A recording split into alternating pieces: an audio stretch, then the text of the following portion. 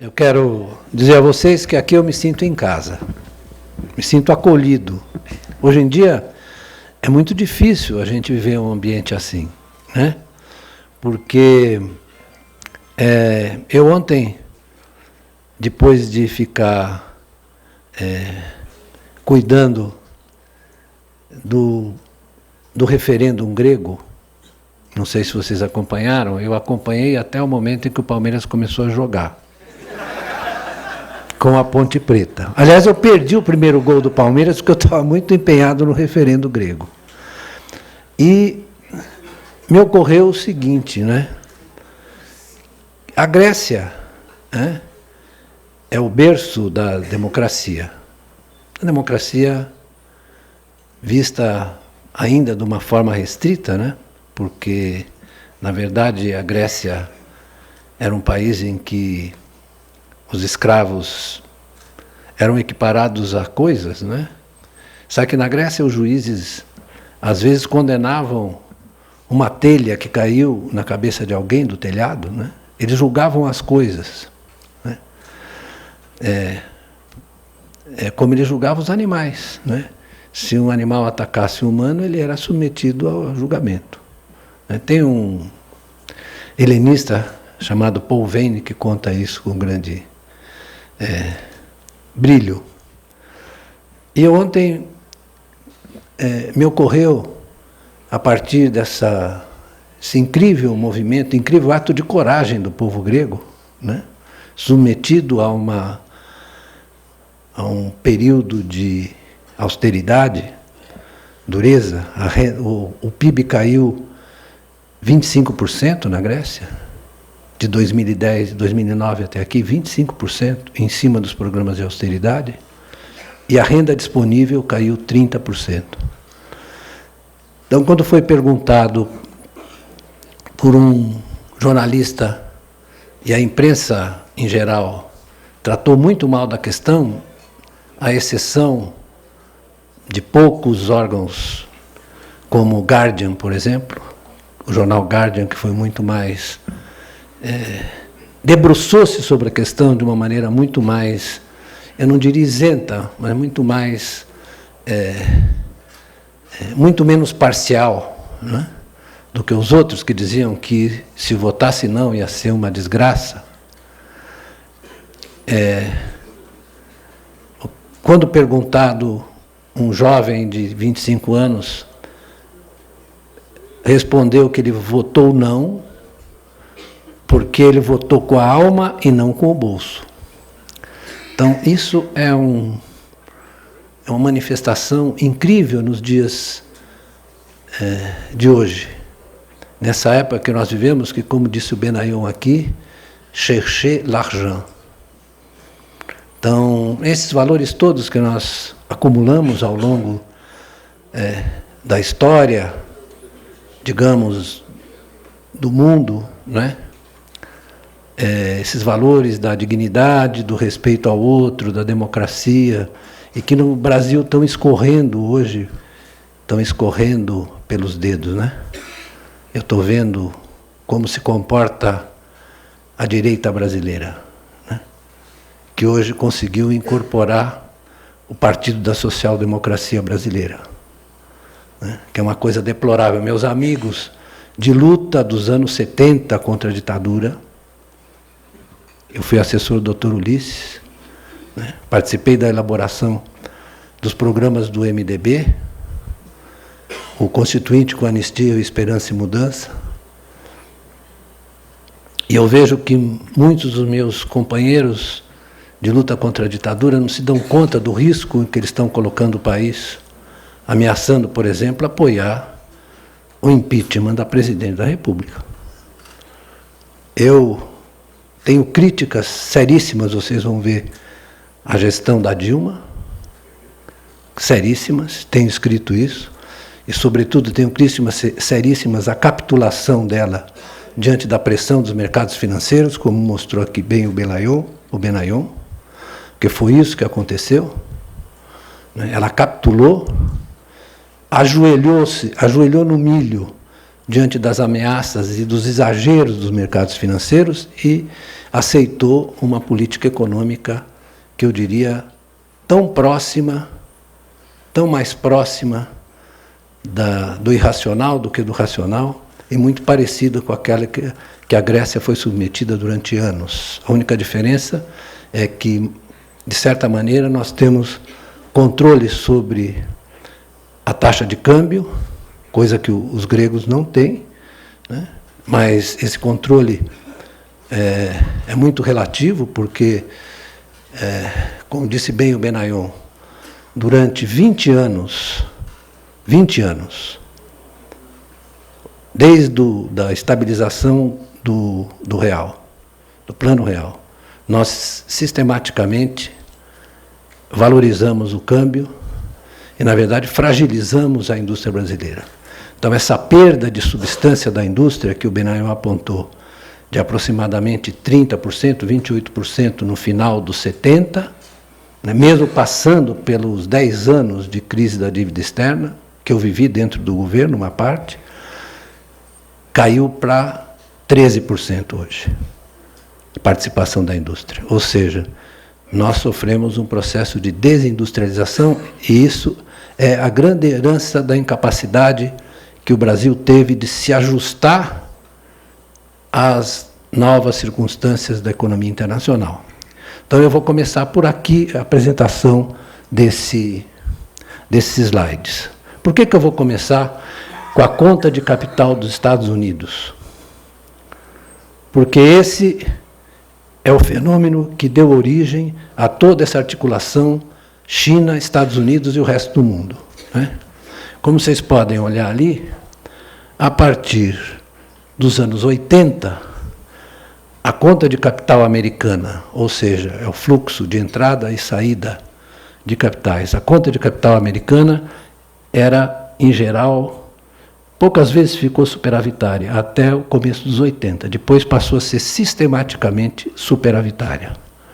Ou seja, esse é o período pós-Reagan. É o período da política econômica do dólar, de valorização do dólar, e a valorização do dólar atraiu para o mercado americano uma massa de dinheiro, né, da Europa, da América Latina e de outras regiões, né, que levou sistematicamente a uma posição de superávit do balanço da conta de capital. Isso é o centro da questão. Isso, aí está o elemento de domínio do capital financeiro sobre as outras instâncias da vida econômica, né? É isso que explica a concentração desse poder nos Estados Unidos. O mercado é líquido, profundo, não é? E é um mercado em que as transações são denominadas na moeda reserva. Os Estados Unidos não precisam se preocupar com déficit fiscal, nem com déficit de transações correntes, porque a despeito vocês vão ver como é que é o déficit de transações correntes americano, a despeito do déficit, o dólar se valoriza. É ao contrário do que acontece num país de moeda fraca como o Brasil, que, com déficit, a tensão para desvalorizar a moeda é muito grande. Então, isso aqui é o primeiro resultado daquele movimento de entrada de capitais. Isso aqui é dentro dos Estados Unidos. O que acontece? Né? Duas coisas. A piora na distribuição de renda, porque ela se concentra nos setores de maior poder econômico, e o endividamento das famílias. Estão vendo o endividamento das famílias? Chegou a mais de 120% do PIB, sobre a renda disponível, a mais de 170% do PIB. Então, é o seguinte, a economia começou a se mover em torno da capacidade de criar crédito de um mercado financeiro que impunha suas regras e suas diretrizes à organização da sua economia interna e da economia mundial. Isso é um investimento direto no exterior dos Estados Unidos. Parece contraditório isso, né? Tem superávit na conta de capitais, o investimento direto cresce, mas não é. Porque a superávit na conta de capitais financia o investimento direto estrangeiro. E para onde foi o investimento direto estrangeiro americano? Para onde foi?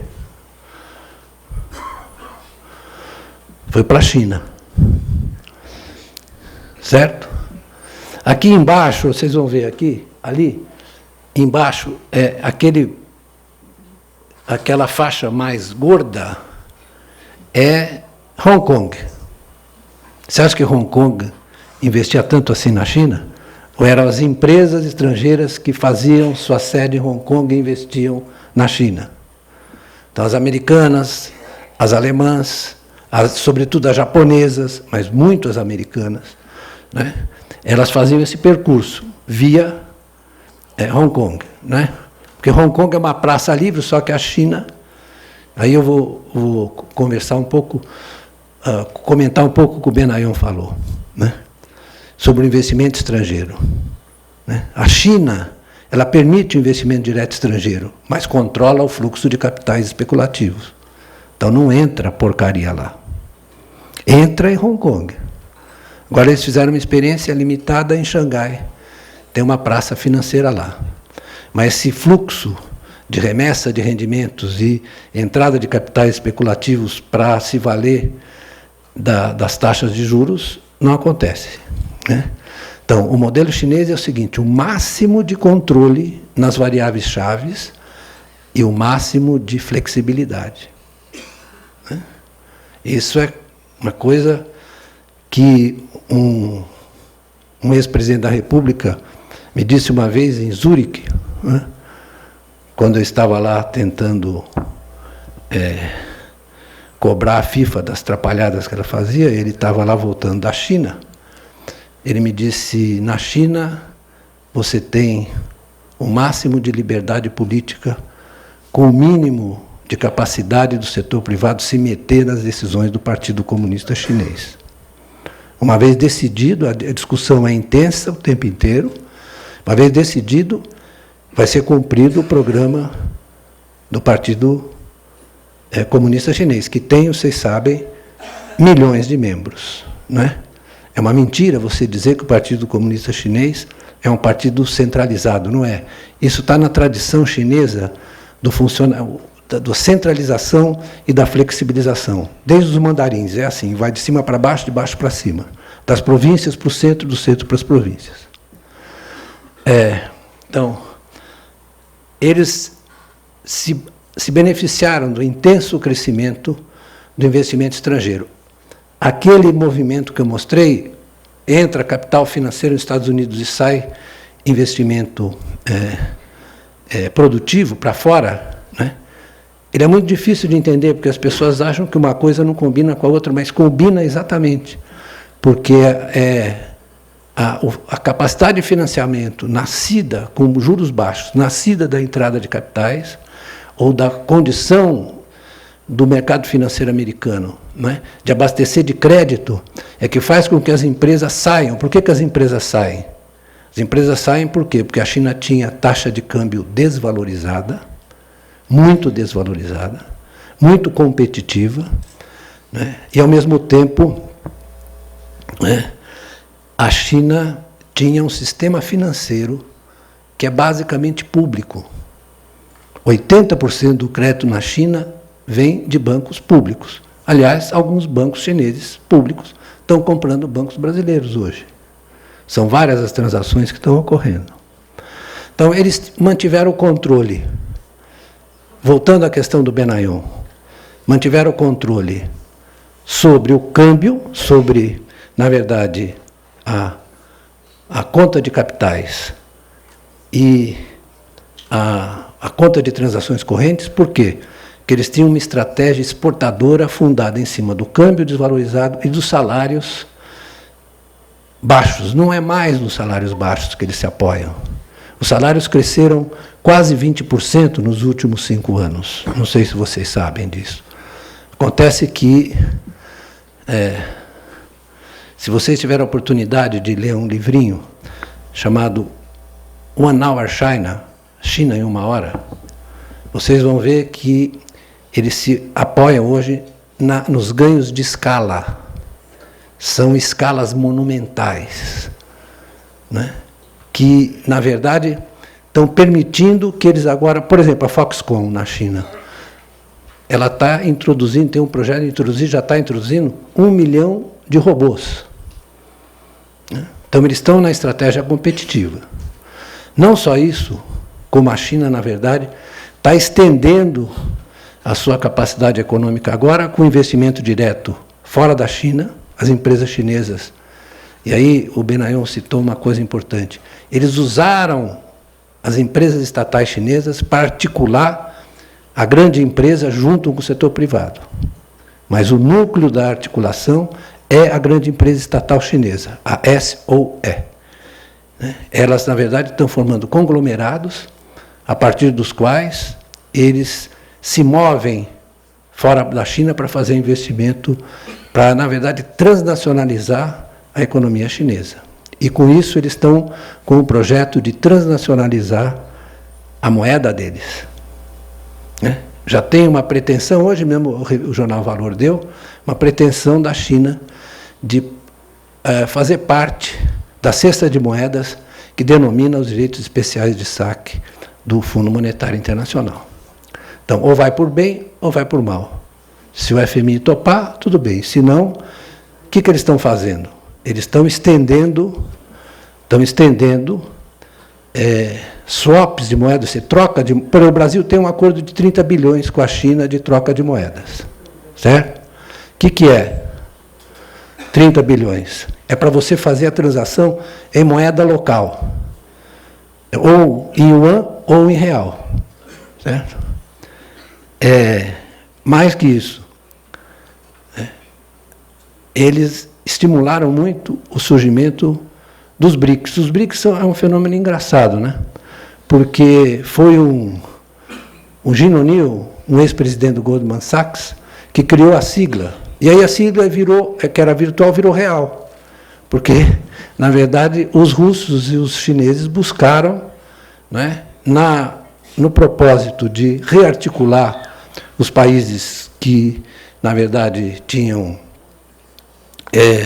pouco peso no FMI, eles criaram o Banco dos BRICS, com 50 bilhões de capital, e um fundo de estabilização que, na verdade, é complementar ao FMI.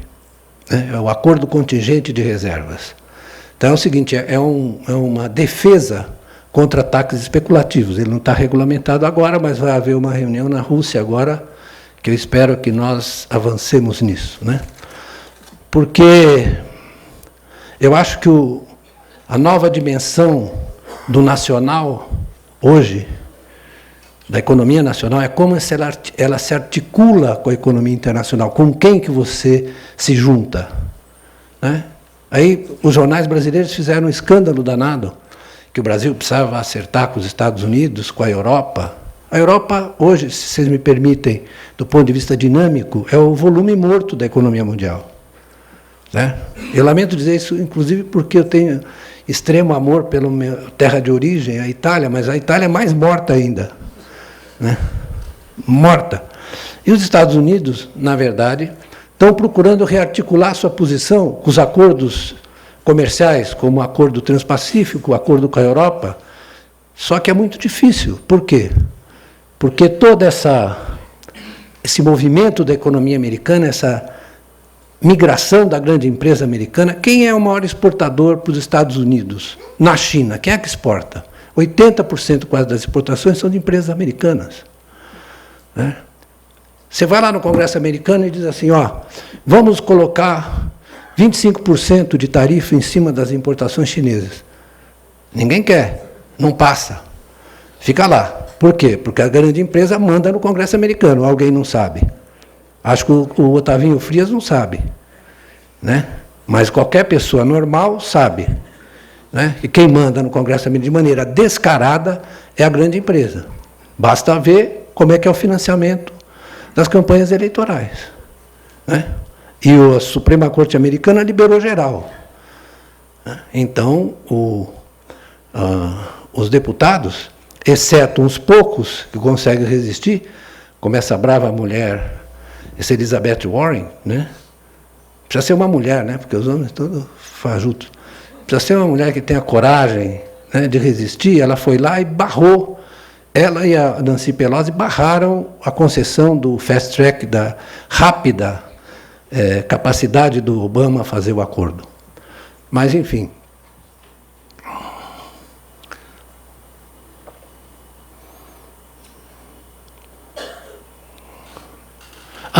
Eu só queria mostrar, esses quadros são...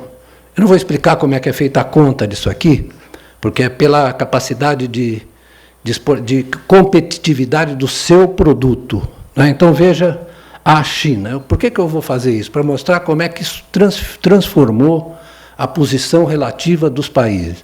Então, o preto ali, a linha preta, a curva preta, é a indústria. Só para vocês compararem com outros países, certo? Só para comparar. É a indústria. Então, é claro que a China não tem competitividade, por exemplo, em energia, em agricultura, serviços, etc. Mas o forte da China é a indústria, né? Isso é uma coisa que vem de 67, 1967. Então, a escalada chinesa é uma coisa impressionante a partir de meados dos anos 80. E ele se acelera nos 90. Certo? Nos anos 2000, a China hoje é a maior exportadora de manufaturas do mundo. E a maior produtora de manufaturas do mundo. Isso aqui é os Estados Unidos. Não é que os Estados Unidos, na verdade, é um desastre industrial, é em termos relativos. Não é? Então, os Estados Unidos, à medida que a China se especializou na produção de manufaturas, os Estados Unidos perderam essa posição relativa. Né? A indústria americana pesa hoje no PIB mais ou menos a mesma coisa que a manufatura brasileira pesa, 12%. Né? Mas vocês veem que isso vem de uma predominância absoluta até o final dos anos 60. Né? Ali, voltando ali, vocês vão ver que até o final é uma predominância absoluta. Isso aí é a Alemanha. Por que eu pus a Alemanha? Porque a Alemanha não muda. A Alemanha é um país que tem supremacia industrial, ele falou do Bismarck aqui, desde o Bismarck, passando pelo intervalo das guerras, né? E isso aí é o pós-guerra. A Alemanha manteve, não só manteve, como ampliou sua competitividade industrial. Depois, se quiser, a gente fala um pouquinho ao Brasil.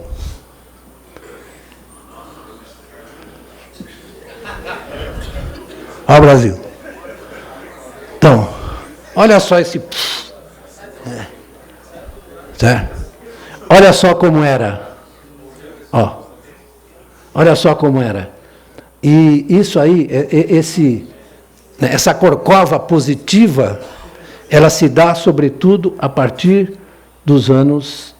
A gente tem que... Isso aqui foi a política econômica dos militares. Quer a gente goste ou não, foi a política econômica dos militares. Né? Muito bem, o Brasil acelerou sua competitividade nesse período, escorado no que foi construído antes. Né? O que acontece é o seguinte, nós perdemos o brevet da industrialização. E isso acontece exatamente no período pós-ditadura. Lamento dizer isso, mas é verdade. Porque Getúlio, a despeito das críticas que o Benavião fez ao Juscelino, Juscelino, depois a gente pode discutir, se vocês quiserem, por que eu acho que a gente tem que matizar isso. Getúlio e Juscelino. Qual era o modelo? O modelo era a empresa... Como é que era o modelo do plano de metas? Do Getúlio. Né? O Getúlio tinha uma assessoria especial dele, colada no presidente. E essa assessoria era composta de Jesus Soares Pereira, Rômulo de Almeida e outros. Né? E eles, na verdade, executavam o projeto de industrialização. O Getúlio foi substituído pelo Juscelino, o Juscelino manteve os grupos executivos, criou os grupos executivos. Né? Como? Quem falou? Juscelino abriu a economia. O Juscelino atraiu, não abriu, ele atraiu o capital estrangeiro, como os chineses fizeram. Mas estava na história do tripé. E qual era o grande articulador? É isso que a gente precisa qualificar. Os articuladores da industrialização eram as empresas estatais. Era Eletrobras, Petrobras, Siderbras, certo? Então, o papel estratégico das empresas estatais foi fundamental. E nós destruímos isso com a privatização. Nós podíamos ter usado a privatização, talvez, para fazer o que os chineses fizeram. Os chineses privatizaram, rearticularam. Eles, a partir das estatais, rearticularam, para não perder o controle estratégico. Então, depois da privatização, por exemplo, nós temos uma discussão sobre as tarifas de energia elétrica. Né? Porque nós fizemos um modelo porco elétrico. Sabe o que os chineses fazem? Os chineses subsidiam sistematicamente a energia elétrica. Por quê? Porque esse é um insumo universal, que faz parte do custo de todas as empresas e de toda atividade econômica. Nós aqui montamos um sistema em que tem um mercado spot de energia, spot em que o quilowatt flutua, e, em geral, nos momentos de escassez, ele vai a 800 reais, 900 reais por quilowatt. Quer dizer, isso é um negócio inacreditável. Né? E as pessoas ficam falando. É a mesma coisa que aconteceu nos Estados Unidos com a Enron. A Enron se transformou numa empresa, era produtora de energia, virou uma empresa de financeira, fazendo operações absurdas. Né? Então, é isso que acontece no Brasil. Né? É a incapacidade de perceber o que você precisa ter como articulador, a articulação da economia, para poder manter o desenvolvimento econômico, como disse o Benayon. Né? Então, esse quadro aí é deplorável e ele tem a ver com a desarticulação estrutural da economia, que foi promovida por quem? Pelos governos que sucederam o regime militar. Né? Porque o que veio na cabeça deles? Veio na cabeça deles, é preciso abrir a economia. É isso que alguém falou, preciso abrir a economia. Ah, é? Tá bom. Então você abre a economia e valoriza o câmbio. Muito bem, abriu a economia, valorizou o câmbio, o que aconteceu? Ferrou com a indústria nacional. Como você não tem mais os núcleos articuladores, que são as empresas estatais, né, fica uma discussão sobre competitividade, que é uma coisa... Quando eu ouço um economista, digamos, para em homenagem ao Benayon, não vou falar em neoliberal, um economista do mercado, digamos, fala em produtividade, né? Você precisa melhorar a produtividade. Eu falei, não diga. Como é que você vai melhorar a produtividade se a tua estrutura industrial regride? Se o investimento industrial cai? Né? Se você olhar a trajetória de ganho de competitividade, em todos os casos históricos, né? O Benayon falou, o Benayon falou do liberalismo, né? Não, o liberalismo só existiu como ideologia, como prática, nem na Inglaterra, do século XVIII e XIX. Por quê? Porque a indústria na Inglaterra nasce do monopólio, nasce do mercantilismo. Né? E como diz um grande estudioso do mercantilismo, né, não era o Estado que fazia isso, eram as empresas monopolistas que faziam o papel do Estado. Né? Chama-se Eli Heckscher, que é o maior estudioso do mercantilismo. E ele diz uma frase que é uma frase... e a indústria inglesa nasce do monopólio, certo? E a Inglaterra se torna monopolista até o momento em que as políticas nacionais dos Estados Unidos e da Alemanha iniciam uma escalada de industrialização. Quando se fala da economia americana, economia livre, os Estados Unidos foram, né, os maiores protecionistas do século XIX até meados do século XX. Ninguém fala isso. Quem foi que formulou isso? É um cidadão chamado Alexander Hamilton. Escreveu o Relatório das Manufaturas. O que ele disse? não dá. Nós temos que nos proteger, né? Porque essa história do livro... Hoje eu estava lendo uma entrevista do Levi, eu dava gargalhadas. Porque ele não sabe história econômica, ele diz um monte de barbaridades sobre o século XVII, XVIII e XIX. Quer dizer, os economistas não sabem história. Vocês não sabem história, não sabem nada. Sabem generalidades, né? Modelos, que depois a gente pode discutir o negócio de modelo. Mas o que eu quero dizer é o seguinte, é que esse jogo entre livre comércio e protecionismo é um jogo permanente na história do capitalismo. Não é isso, Benayon? Permanente. Quem é que postula o livre comércio? Quem está com a superioridade monetária e financeira. Não é? Monetária e financeira. Então, essa é a superioridade monetária e financeira. Os ingleses eram livre-cambistas, não é? Enquanto os Estados americanos e alemães, assim como franceses, belgas, etc., eram protecionistas. Para defender, né, tem um sujeito que escreveu um livro sobre economia nacional, um alemão, né, chamado Friedrich List, né? Inspirador de Bismarck, etc., etc. O Bismarck disse que uma vez chamou... Bismarck tinha um grande amigo, que era um banqueiro judeu, chamado Blaise Schroeder, né, que montou o sistema financeiro alemão como um sistema para promover o crescimento da indústria alemã. Estava colado, o banco estava colado na indústria. A mesma coisa nos Estados Unidos, só que de outra forma, né? Por baixo do pano.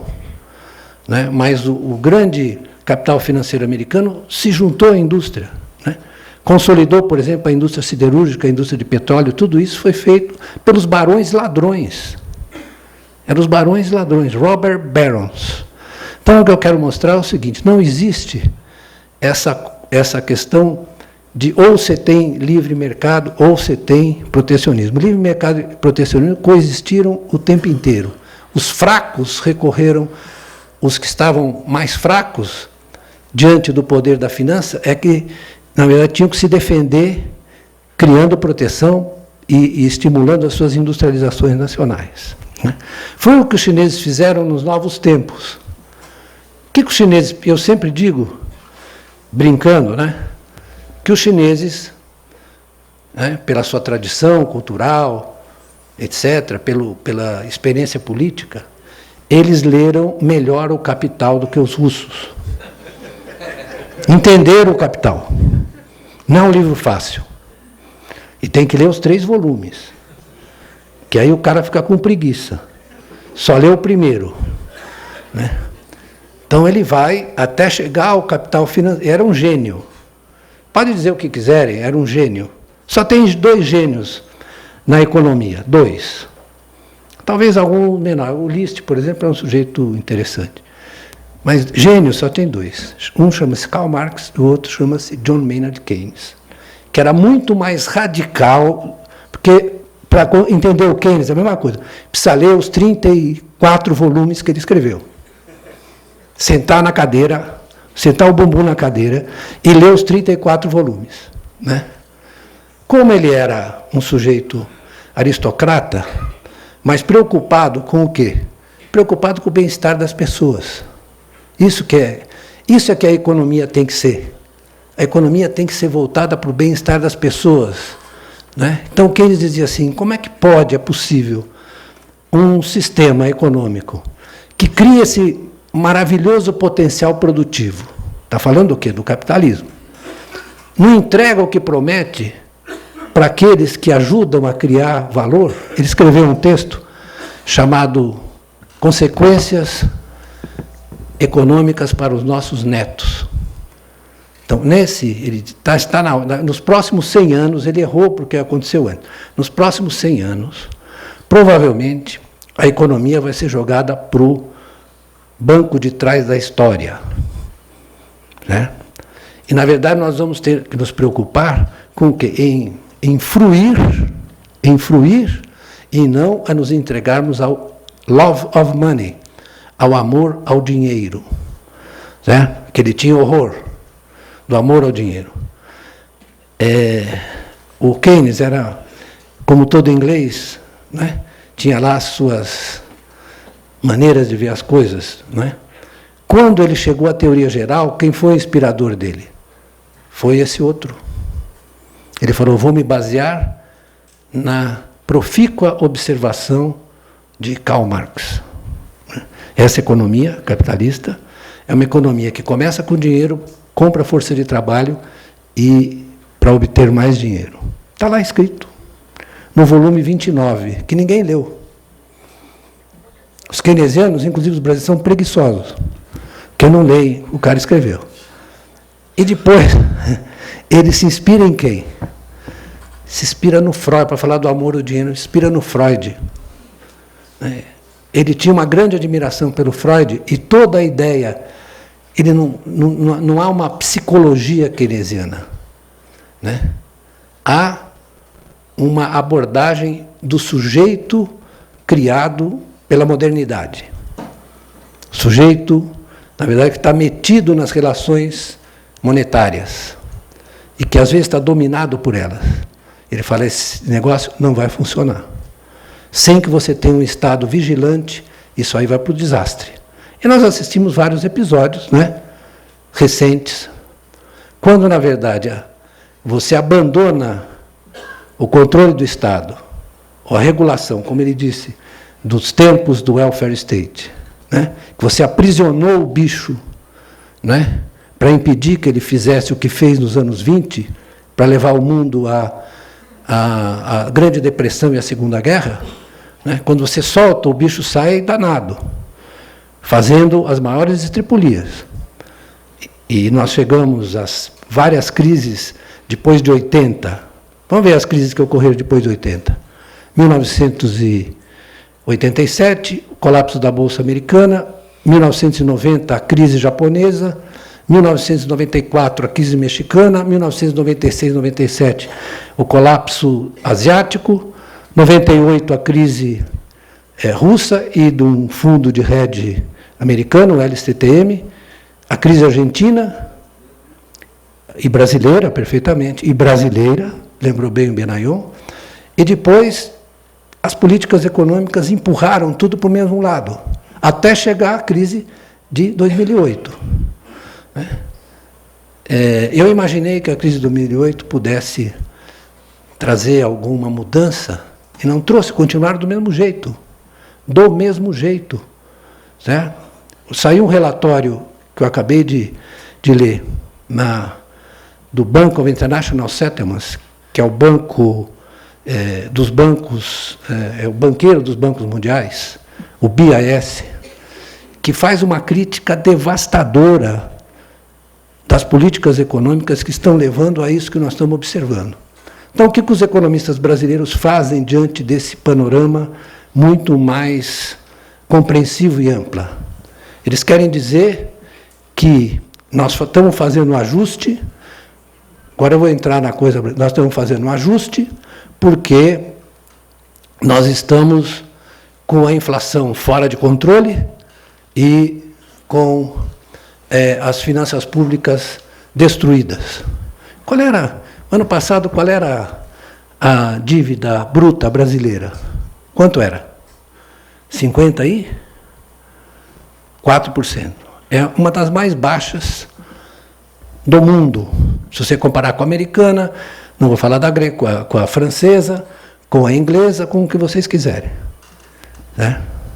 Se comparada com mesmo outros países, com a Índia, por exemplo. Né? A China não, porque a China é uma coisa especial, porque eles não têm dívida pública. Porque, assim, como é que eles fazem a infraestrutura na China? Eles usam a grande empresa estatal, que é financiada para fazer, e a dívida é privada. Certo? Então, você olha as contas da China, fala, mas que legal. Mas é tudo porque eles têm uma forma de fazer e de articular as coisas que é diferente. Né? Então, eu estava dizendo, quanto é que está indo a dívida pública agora, que eles subiram a taxa de juros para 14,5%? Que vai a 15%, na minha opinião. Porque o Banco Central precisa recuperar sua reputação. É isso que os picaretas falam. Desculpe a expressão picareta. O Banco Central precisa recuperar sua reputação. Ou seja, precisa botar a inflação no centro da meta. Agora vamos mudar um pouco de coisa. Vamos ver como é que se comportou a inflação durante esse tempo todo. Eu vou pular aqui uma porção de coisa, porque não é o caso. Já falei bastante disso. Depois, se vocês quiserem, eu volto. Cadê o outro, hein? Ah, esse. Isso, vamos lá. Isso aqui são as taxas de crescimento dos vários governos dos últimos 20 anos. Certo? Como vocês veem, tem um buraco, um negócio positivo ali no meio, que é do governo Lula. Isso aí tem a ver com o quê? Tem a ver com aquele momento, certo? Em que nós vendemos minério de ferro, soja e outras coisas para a China. É o momento de exuberância das commodities, certo? Que abriu um espaço para que a economia brasileira tivesse saldo na balança comercial, e o Lula usou isso como espaço para incluir a macacada, certo? Incluir a macacada, fez uma política de salário mínimo e a Bolsa Família só para tirar o pessoal da miséria, né? E a direita brasileira, acho que são todos vagabundos, são caras que estavam na miséria absoluta, né? Mas o Lula mesmo disse para ele uma vez, eu não devo dizer isso, porque é um negócio pretensioso, mas como ele é meu amigo desde os anos 70, eu falo. É despeito de ser corintiano, né? Fanático, aliás. Então, isso aí, eu expliquei, isso aí, você tem que entender que não foi a virtude da política econômica que fez, só em parte, sua política social fez. Porque ele acha que foi o Palocci que fez isso. Entendeu? O Palocci não fez isso. Quem fez foi o chinês. Não só o chinês, como o boom americano. Nós exportamos manufaturados à beça. Tínhamos saldo na balança de transações correntes e saldo na balança comercial de manufaturas. Então, isso é depois a nossa amiga, minha ex-aluna, diga-se de passagem, e minha amiga, mas eu estou muito bravo com ela, que eu tenho o direito de ficar bravo, né? O professor pode ficar bravo, pode. Então, aí começou o negócio de querer estimular o consumo, etc. Já tinha passado o tempo, e ela deixou. Também não tem instrumento, né? Deixou o negócio do investimento em infraestrutura ali, uma discussão com o setor privado, não importa. Esse foi o erro dela, não foi outro. Agora, vamos em frente. Isso é inflação. Estava fora de controle, não? Estava. Ela é estável. Ela está ali, ela tem um patamar da qual ela dificilmente cai. Aqui, 2004, ela caiu por quê? Vocês vão ver por quê. Né? Eu vou tentar explicar por quê. Né? Olha só, em 2002 a inflação foi a 12,5%. Você se lembra quanto foi o dólar? 4. Efeito Lula. Isso. Exatamente, efeito eleição Lula. Né? Foi a 4, e isso ajudou um pouco. O fato dele ir a 4 e se valorizado lentamente, ajudou as exportações brasileiras no momento do boom, né? No momento do boom chinês. Tem que olhar essas conexões, senão a gente não entende nada. Aqui é a taxa de câmbio. Olha só, ali é a taxa média, né? Ele chegou a 4 na ponta, mas a taxa média ficou em 3,53. A taxa média ao longo do ano. Né? Olha o que aconteceu depois. Tirando 2009. 2009, ela desvalorizou por causa da crise internacional. Certo? Foi o ano da crise. Mas ela se valorizou sistematicamente. Né? E ajudou, foi a política de metas que ajudou a debelar, a controlar a inflação? Não, foi o câmbio. Você imagina o seguinte, você está exportando commodities, seus preços estão subindo. Você está importando produto chinês, 1,99. Né? 1,99. Não é isso? O que aconteceu com o preço dos manufaturados nesse período? despencaram. Vou dar um exemplo aqui, muito simples. Em 2006, na Copa do Mundo da Alemanha, né, que nós fomos eliminados outra vez pela França,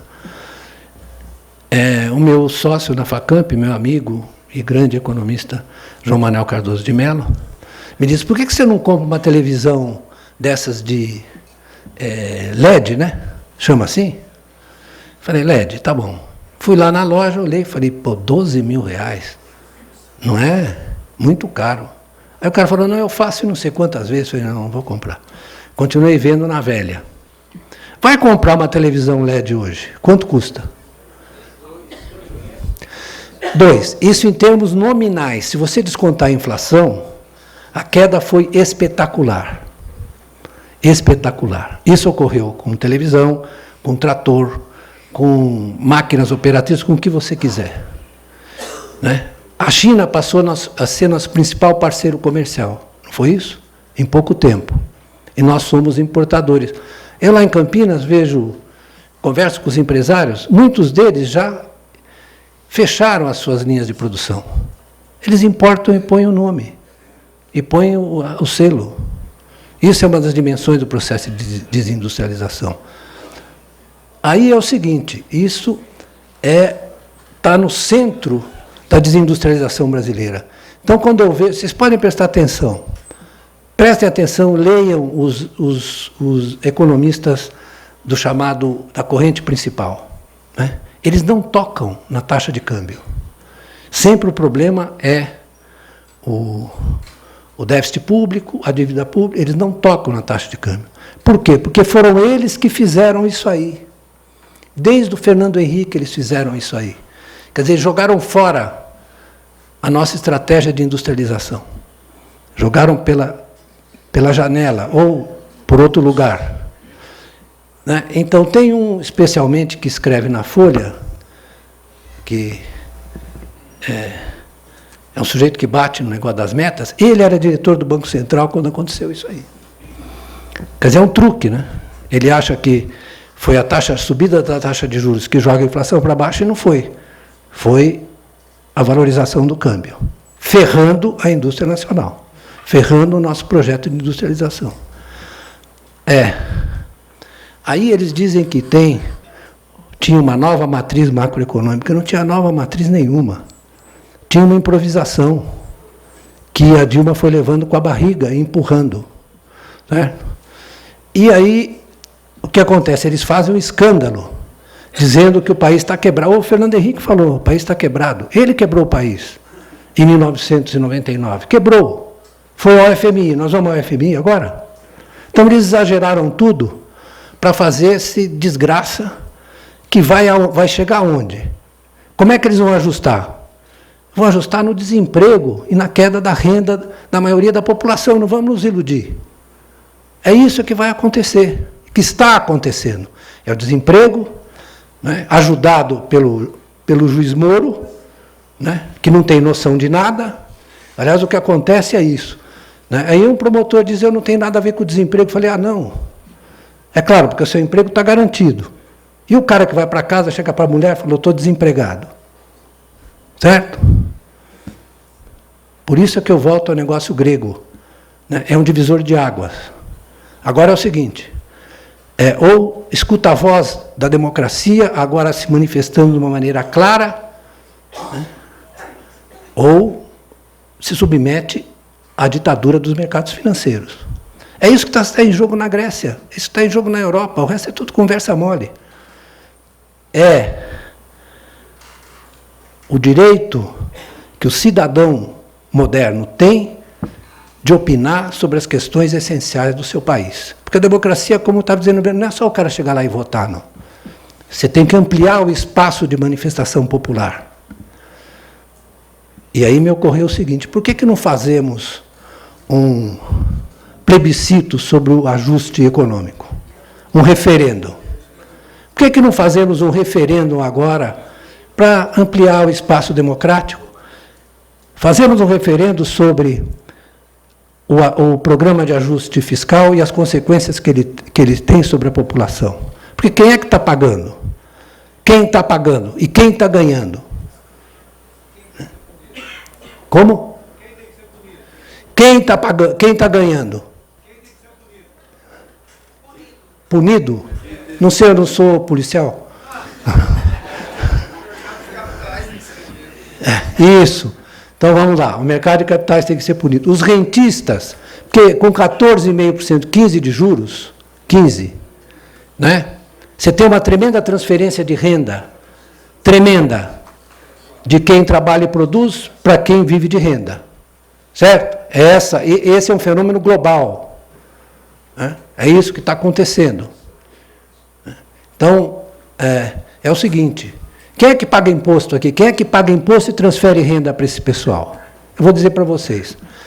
Quem paga imposto, 55% da carga tributária é gerada por quem tem até 3 salários mínimos. Você sabia disso? Por quê? Porque o cara paga imposto indireto. Né? Imposto direto só é 16%. Quem é que paga imposto de renda e outros impostos de transmissão, de herança, etc.? É uma minoria. Então, e são os mesmos que são os rentistas. Certo? Então, esse seria o verdadeiro ajuste fiscal. Fazer com que pagassem os que ganham mais e preservar os que ganham menos. Aí fica essa discussão, negócio da aposentadoria, etc., etc. O sistema fiscal brasileiro é injusto e regressivo. Né? Então, na verdade, eles desaparelharam o Estado da sua capacidade de transferir renda para quem tem que receber. Então você tem um profundo desequilíbrio fiscal no Brasil. Sim, porque os que pagam não são os mesmos que recebem os benefícios da carga fiscal. Certo? De 2000, então ouça aqui, de 2007, desculpe, 2007 a 2014, o Brasil pagou de juros um PIB de 2007 a 2014, um PIB, certo? Transferiu de juros. Agora vamos olhar um pouquinho esse negócio da taxa de juros. Né? Como é que ela é formada? Para chegar a uma visão um pouco mais clara. Né? Por que a taxa de juros brasileira é tão alta? Né? É muito fácil dizer, porque tem o poder do rentismo, é verdade. Mas tem também a forma como o Brasil, para voltar à coisa do Benayon, a forma como o Brasil está articulado ao sistema financeiro internacional. Não, eu vou fazer de novo um paralelo, uma comparação com a China. A China acabou de baixar várias vezes a taxa de juros, vai fazer uma intervenção no mercado, na Bolsa de Valores agora de 19 bilhões. Por quê? Porque eles acumularam 4 trilhões de reservas. 4 trilhões de dólares de reservas. Né? São os maiores aplicadores nos títulos americanos. Então, eles com 4 trilhões de reservas, quem é que vai meter a cara com os chineses e fazer uma especulação contra o iene? Não vai, né? Porque o cara vai levar uma, vai sair triscando. Né? Muito bem. O Brasil fez uma abertura financeira. Então a gente precisa, voltando à questão do neoliberalismo, é isso que eu ia dizer? E o neoliberalismo é uma forma de você usar o Estado. É um filósofo francês chamado Michel Foucault, que escreveu um livro sobre a biotecnologia do poder, certo? Mostrando como o neoliberalismo não é uma forma de você tirar o Estado da economia, é de se mudar as prioridades do Estado. Você tirou o Estado do Estado do bem-estar da proteção do cidadão, para ele entrar na ajuda à concorrência dos bancos e das empresas internacionais. É isso que é o neoliberalismo. Né? Então, é uma mentira, porque se vocês olharem... Vamos pegar os Estados Unidos. Né? Depois da crise, o que o Federal Reserve fez? Salvou quem? O cidadão americano? Salvou os bancos. Certo? Quer uma coisa... Você aí, quer uma coisa mais clara do que isso? Salvou os bancos. Certo? Muito bem. E a General Motors e a Ford? Foram salvas por quem? Por Jesus Cristo? Salvo pelo Obama, dinheiro do contribuinte. Na Europa, a mesma coisa. Certo? Então, é uma mentira essa história de mais Estado, menos Estado. Eu, às vezes, quando ouço isso, falo assim, isso me lembra sujeito que vai ao restaurante e pede, o senhor me dá com menos Estado e mais mercado. Que é um negócio de idiota, entendeu? Quer dizer, existe capitalismo sem Estado, Benael? Hein? Aliás, o capitalismo e o Estado nasceram juntos e um em função do outro. Né? Então não é possível que a gente ouça essas coisas e fique repetindo. Né? Então o que aconteceu aqui no Brasil?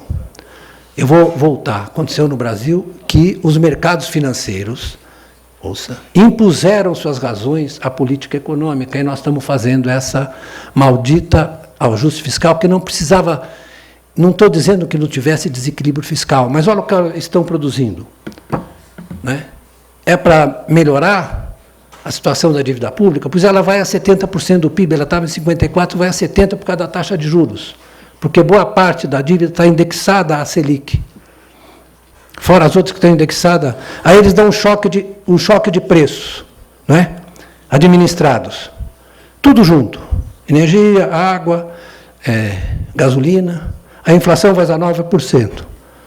Muito bem, numa economia que tem uma concentração empresarial oligopolista, o que acontece? Você destrói pequena e média empresa, destrói empregos, e a grande... Vê se a queda na produção e na venda de automóveis reduziu o preço dos carros.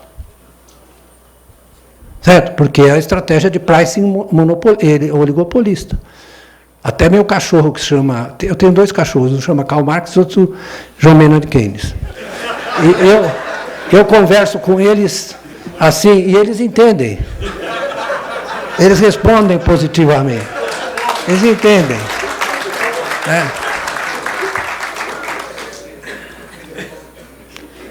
Eu agora vou arrumar outro e vou botar o nome de Evair nele. Bom, então é o seguinte, o déficit nominal, que eles querem reduzir o déficit, ou aumentar o superávit fiscal. Só que o déficit nominal vai a 8, 9% do PIB. Então, ao invés de você consertar, você está estragando.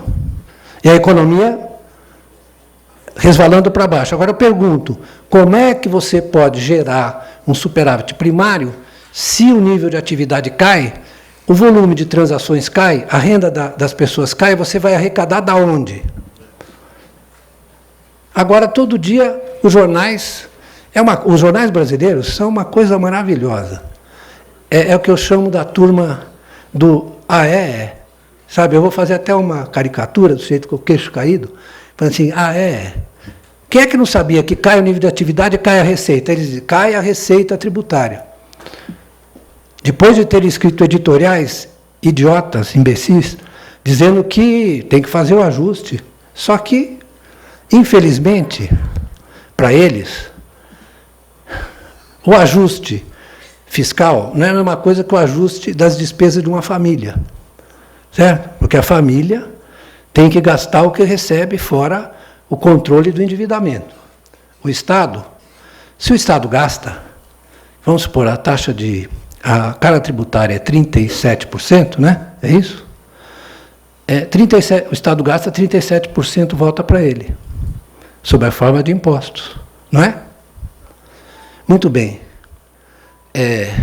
O Paul Krugman, aquele economista americano, já explicou isso a respeito das políticas de austeridade.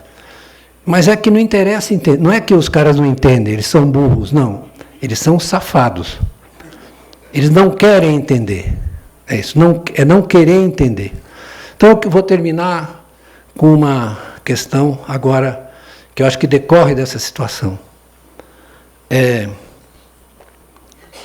A vida democrática, né, ela depende da existência de instâncias de interlocução, de mediação. Né? Não é só pela estrutura formal das instituições. É preciso que você tenha um espaço de diálogo, ou seja, de falar e ouvir a opinião contrária. O que está ocorrendo no Brasil hoje é que você está fechando esse espaço de interlocução, porque você estabeleceu uma cesura entre os que são considerados legítimos em suas opiniões e os que são considerados ilegítimos. Né? Esse é o movimento da direita. Então, a direita está provocando a luta de classes na sua forma mais extrema, porque se não há diálogo, se não há possibilidade de entendimento e de resposta, não é? A única coisa que resta é a violência. Muito obrigado.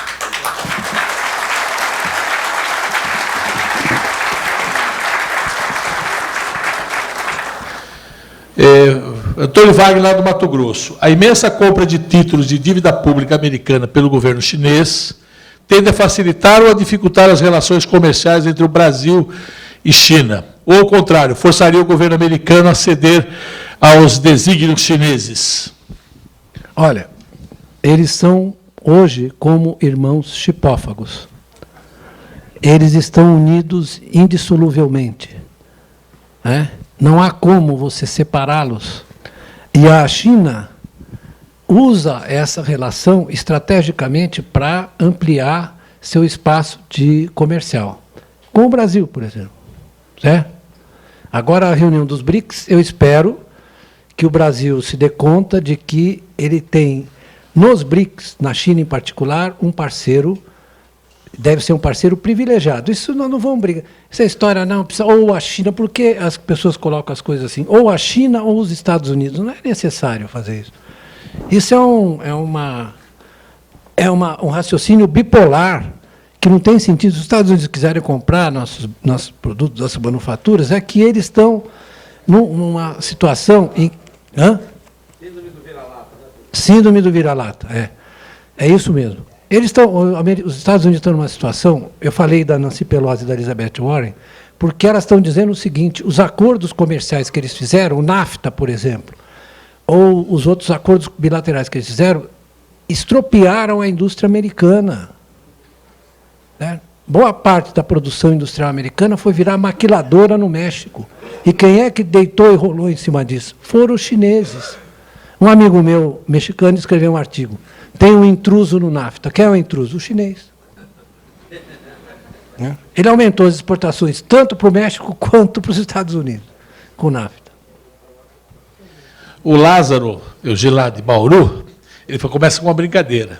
É mais fácil ser presidente do Palmeiras ou do Brasil? Isso é uma brincadeira. Cara, vocês não sabem como é difícil ser presidente do Palmeiras. Eu, na verdade, vou contar uma coisa para vocês de todo o coração. Né? Eu tinha que ser muito palmeirense, mas muito mesmo, como eu sou, para não ter deixado de torcer para o clube depois de ser presidente. Porque as pessoas te atormentam tanto, né? São tão contra tudo. Você sabe como é que é. Né? Você sabe da história do estádio. Então, eu sempre digo, eu não fui ao estádio. Só fui no jogo com o Atlético Mineiro, começo do Campeonato Brasileiro. Não fui porque eu não queria nem tolerar os puxa-sacos, nem tolerar os chatos. Então, eu falei, não vou, porque o estádio não fui eu que fiz, o estádio foi feito por um esforço conjunto de muitos palmeirenses. Eu era só um instrumento lá. Né? As pessoas não entendem isso, né? Que é preciso abandonar esse negócio do protagonismo no Brasil. Né? Fui eu que fiz, fui eu não sei o quê, porque eu mereço. Que merece o cacete? Nada. Né? Eu nasci numa família privilegiada, pude estudar, Aí eu vou achar que tenho mérito? É isso. As pessoas não reconhecem que elas são bacanas, entende? Isso está ficando cada vez pior. Cada vez pior, porque o sujeito é formado na faculdade, não sei de onde, ele acha que ele é um sábio. Não é.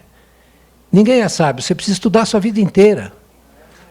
Precisa trabalhar a vida inteira, porque a gente às vezes não compreende as coisas. Isso faz parte da trajetória humana. Você não compreende, não entende. Você tem que fazer uma força danada para compreender. Né? Então é isso. É difícil ser presidente de clube de futebol aqui, porque o ambiente é esse. Lá no clube de futebol, todo mundo, o Neto sabe, o negócio é ter uma carteirinha para você exibir para os amigos no bar. Assim, olha só, sou conselheiro do Palmeiras. O cara nunca fez nada pelo clube, não é? Nada. Eu tive a desventura de fazer duas coisas, levar a Parmalat e a Arena. Muito bem, mas eu não acho que eu sou bacana. Foi a circunstância, eu posso contar para vocês se vocês quiserem. A Parmalat, então, foi uma circunstância incrível, mas eu peguei e levei. O time foi campeão em 93. Por isso que eu vou dar o nome de Ivair para o meu próximo cachorro. Vou pular as outras perguntas. Por que o Brasil investe pouquíssimo na energia eólica e fotovoltaica? Será que o investimento nas hidrelétricas, isso é apenas para desvio de verba pública? Eu acho que isso está mudando, né? Está mudando. No caso, está mudando um pouco e é preciso que mude mais, né? A fotovoltaica tem problemas de custo das chapas, né? Placas, mas eu acho que é uma aposta correta e acho que é o futuro, né? Eu acho que é o futuro. Professor, tributação das grandes fortunas é uma medida eficiente para o equilíbrio financeiro do país? Saudações palmeirense, PO, SEAC. Olha, eu digo o seguinte, vou dizer uma coisa. Nós devíamos taxar mais os bancos, porque, dada a organização da economia hoje, são eles que são os receptáculos da mudança na distribuição de renda e de recursos. Né? Eu me lembro de falar do velho Getúlio. O velho Getúlio criou um imposto extraordinário sobre os bancos. Né? Uma das razões pelas quais ele caiu, ele se suicidou, lembra disso, Benayon? Que ele criou um imposto extraordinário sobre o lucro dos bancos. Então, acho que agora, sobretudo, por causa dessa predominância do capital financeiro, você tem que taxar mais as transações financeiras, né? Penalizar mais quem, na verdade, está se beneficiando mais desse sistema econômico. Eu, por exemplo, vejo que o Congresso está rejeitando, está evitando discutir a CPMF. Por que não a CPMF? Alguém aqui que pagou CPMF sentiu alguma coisa no bolso, um trauma, assim, pagando CPMF? É um imposto muito mais fácil de cobrar. Ele, na verdade, é um imposto que facilita a fiscalização. Ele não tem como sonegar. Não tem como sonegar. Eu vi outro dia, e aí é o seguinte, vi um discurso do Paulo Rabelo de Castro, outro dia, enfurecido na Folha, contra a CPMF, porque ele diz exatamente que a CPMF é um imposto, aí ele começa a discutir, não é a CPMF, ele começa a discutir o desperdício da CPMF em atividades que não interessam. A CPMF ajudava a financiar a saúde. Ajudava a financiar a saúde. E o ministro que falou que tinha que voltar tem razão. E se você conversar com qualquer empresário brasileiro, ele vai dizer que nem sentia, não tinha importância nenhuma, era mais fácil de cobrar. Né? E ele ajudaria muito, por exemplo, num ajuste fiscal decente que não fosse tanto em cima de quem, na verdade, vai ser vitimado pelo emprego. Eu costumo lembrar essa história do ajuste fiscal e da tributação de um ditado nordestino que eu não posso dizer na sua completude, porque ele não é adequado para locais públicos e muito menos onde estejam senhoras. Mas eu posso fazer um ajuste do ditado, né? Porque minha ex-mulher era, e muito minha amiga, é pernambucana, então eu vivi muito ali em Pernambuco, no interior de Pernambuco. Tal. E o ditado diz o seguinte, os reio, é relho, né? os reios é que varia, os lombo é sempre o mesmo. Não é assim o ditado, viu? Não é assim. Certo? Ele não é assim. Eu fiz uma adaptação para ambientes sociais, mas é assim que acontece. O Lúcio Belantani fala o seguinte: ou o movimento sindical retoma a bandeira da luta pela elaboração de uma política industrial e uma indústria de base, ou continuaremos refém desse monopólio financeiro? Eu acho que essa é a coisa mais importante que alguém disse aqui. Né? Mais importante que tudo que eu falei. Porque não vai acontecer nada se, na verdade, as forças sociais que não querem suportar as consequências que os gregos suportaram, e o Brasil não tem nem porquê, porque a Grécia tem uma estrutura industrial muito inferior à do Brasil, o Brasil tem que defender, sim, a sua indústria, a sua política industrial e a inclusão. Então, se não houver a mobilização das forças sociais, dos sindicatos, né, nós vamos perder essa batalha. Porque não é só eu falando aqui, não adianta nada. Nós temos aqui, agora, é uma hora de, se vocês me permitem, de mobilização intensa. Mobilização intensa. Que eu não acredito nos automatismos da economia. Não acreditem. Né? Eles são falsos, são fakes. Vocês têm que acreditar na força da luta popular. É isso que vai nos defender de um destino mais desagradável do que o que nós estamos vivendo hoje. Só isso. O resto é tudo conversa mole. Professor Veloso, parabéns pela brilhante palestra. Como sempre, linguagem não economês. Qual a sua opinião sobre imposto único? Não acho certo, porque o imposto tem uma função redistributiva. Acho que o CPMF é legal, porque ela tem uma forte carga redistributiva, que o sistema tributário ele tem que ter duas dimensões, né? Gerar receita e, ao mesmo tempo, ter capacidade redistributiva entre os que pagam mais e pagam menos. Por exemplo, vou dar o exemplo do Keynes. Né? Quando as pessoas falam em políticas keynesianas, eles não sabem do que eles estão falando, porque eles estão falando uma coisa que eles nunca leram ou que eles leram em outro lugar errado. Então, o Keynes, política econômica keynesiana são 4 coisas. Primeiro, é a socialização do investimento. Por quê? É o controle do dispêndio fundamental, para que o governo coordene as expectativas do setor privado permanentemente. Não é para fazer intervenções pontuais. Não para fazer intervenções pontuais. Por que ele dizia isso? Porque é melhor a socialização do investimento do que você estatizar toda a economia. Isso na experiência soviética que não deu certo. Então, é o controle do investimento, inclusive, diz ele em 1925, com a criação de empresas do Estado. Falando no clube liberal, imagina, no clube liberal.